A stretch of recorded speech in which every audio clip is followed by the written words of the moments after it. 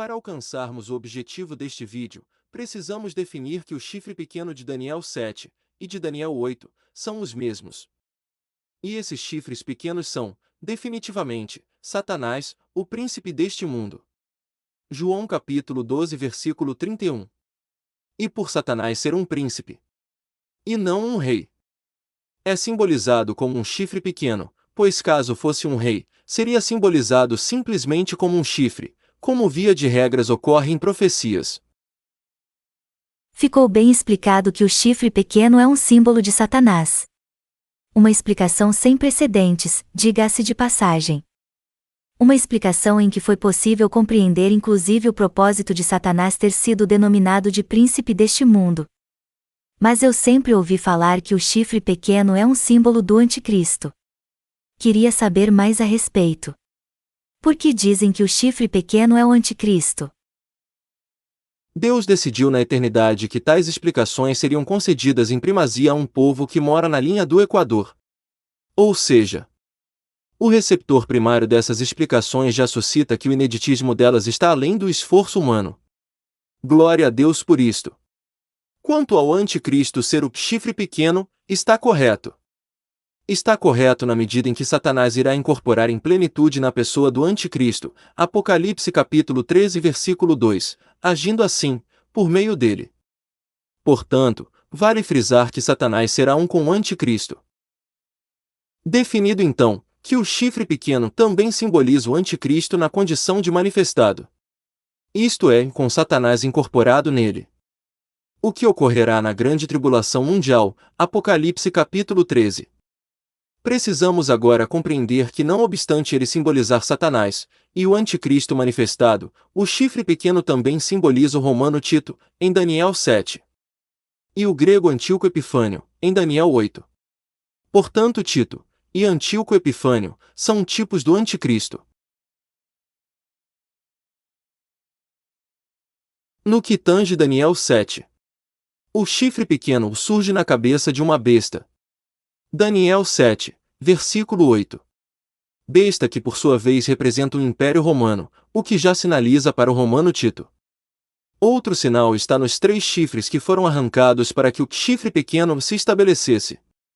Ou seja, estes 3 chifres simbolizam os 3 imperadores que tiveram passagem muitíssimo rápida para que Vespasiano estivesse como imperador e seu filho Tito como príncipe. Chifre e chifre pequeno, respectivamente. Na invasão de Jerusalém no ano 70.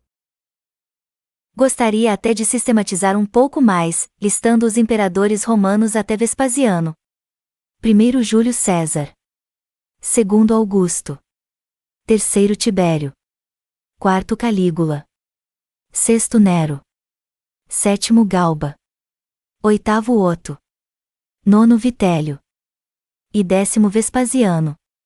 Portanto, os 3 imperadores que tiveram passagem muitíssimo rápida foram Galba, Otto e Vitélio. Outra observação está no fato do afronte a Jerusalém iniciar justamente no ano 66, com Nero. Ou seja, no ano 66, com o 6º imperador, o que alude ao 666. Do ano 66 ao ano 70 depois de Cristo, teve lugar a revolta dos judeus contra os romanos e a guerra que se seguiu. O César de então era Nero, o qual escolheu seu mais hábil general para sufocar a rebelião. No ano 66, quando começou a insurreição, o legado romano da Síria, Sérgio Galo, atacou Jerusalém com 40.000 soldados. O ataque foi tão violentamente repelido que Galo teve que retirar-se para Cesareia, perdendo 6.000 homens. No dia da Páscoa do ano 70 depois de Cristo, Tito surgiu com seu exército de 50.000 homens diante dos muros de Jerusalém. Após 5 meses de assédio, os muros foram derribados, o templo incendiado e a cidade assolada. Vamos compreender agora que assim como o chifre pequeno, em Daniel capítulo 7, é uma representação do anticristo, e parcialmente de Tito.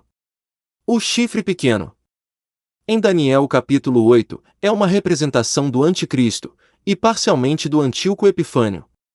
Portanto, reforçando, assim como o romano Tito está para o chifre pequeno em Daniel capítulo 7. O grego Antíoco Epifânio está para o chifre pequeno em Daniel capítulo 8. E assim como o chifre pequeno em Daniel capítulo 7, surgiu em uma besta que representa Roma. O chifre pequeno em Daniel capítulo 8, surgiu em um bode que representa a Grécia, Daniel capítulo 8, versículo 21. O bode representa, sim, a Grécia. Daniel capítulo 8 versículo 21. Mas antes precisamos lembrar que o bode se apresentou primeiro com um chifre. Daniel capítulo 8 versículo 5. E que após derrotar o carneiro, isto é, após derrotar o Império Medo-Persa, este chifre quebrou e em seu lugar, surgiu outros 4 chifres. Daniel capítulo 8 versículo 8.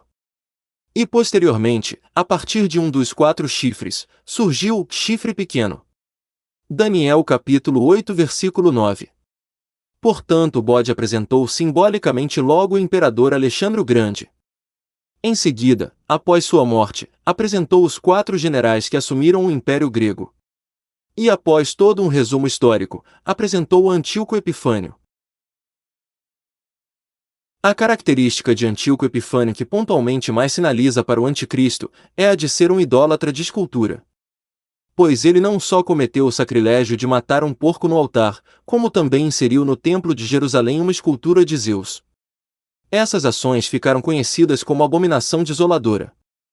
Daniel capítulo 11 versículo 31.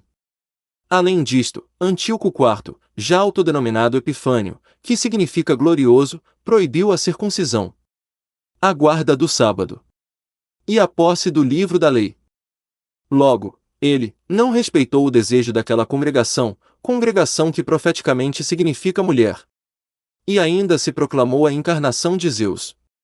Daniel capítulo 11, versículo 37.